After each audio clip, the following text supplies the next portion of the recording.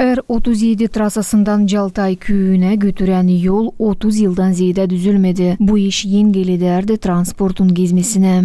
Yol piksle olmuş ama bitkiyadan yapsınlar isteriz.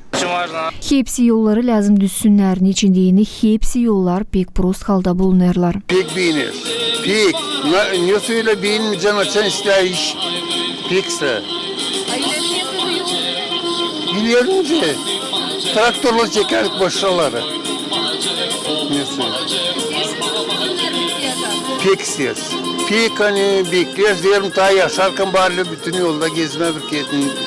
Neyse. İsteriz. Gagauzyan infrastruktura başbakanının başı Ivan Kalioglan ышанады, yolu düzmek işleri pek kaliteli oldular. Ширина дороги 6 метров. Yolun genişliği 6 metre. İlk kat 18 santimetrelik şibiyonka, bundan sonra ta 2 kat 6,5 santimetrelik asfalt. Yapıldı, yolun ortasında razmetka hem yol boyları kavilendiler. Yönümlü uygulamanı 2022 yılda Gagauzyan Bakanlık Komiteti seçti karar regional yol fondundan ta 14,5 milyon lei verme. Genelden düzülecek 18.000 kvadratmetreden ziyade yol. Bugünkü günde belli edilir işleri geçirmek kompanyası. Я считаю, что 14,5 миллионов лей – это практически 85% нашего дорожного фонда регионального.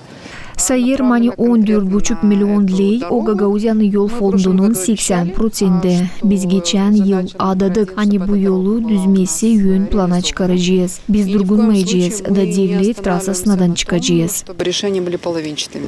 То есть для нас принципиально важно, чтобы этот проект был завершен до конца, и чтобы эта дорога была завершена вплоть до... Kün primarı nişanada bu yol pek önemli hem yaşayanlara dine, hem ekonomik agentlerine dine, hem başka hizmetlere dine de.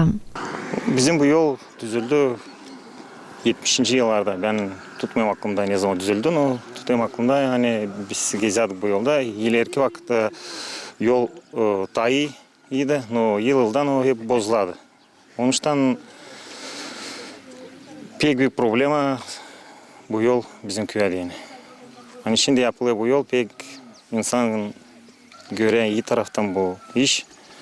Kışın bizim yol kötü taraftaydı. Скорый, пожарный,